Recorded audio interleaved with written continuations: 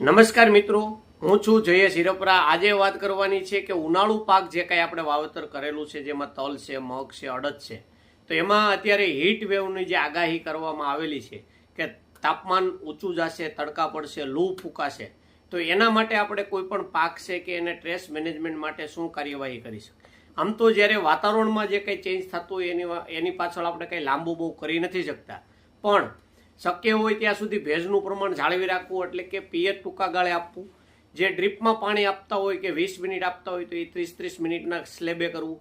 ત્યાર પછી જે એક ઓર્થોસિલિસિલિક એસિડ કરી અને ખાતર આવે છે, એક ઓર્થોસિલિસિલિક એસિડનો પંપે 25-30 ml રાખી અને છંટકાવ કરવામાં આવે તો થોડું ઘણું જે એના પર્ણરંધ્ર છે એ બંધ કરી અને પાણી જે બાષ્પીભવન થવાની પ્રક્રિયા છે એને ઓછી કરી દેશે। તો એ રીતે પાક જે છે એ સ્ટ્રેસમાં થોડો ઘણો ઓછો રહેશે। તો આવી રીતે સ્ટ્રેસ મેનેજમેન્ટ થોડું ઘણું કરી શકીએ। નમસ્કાર।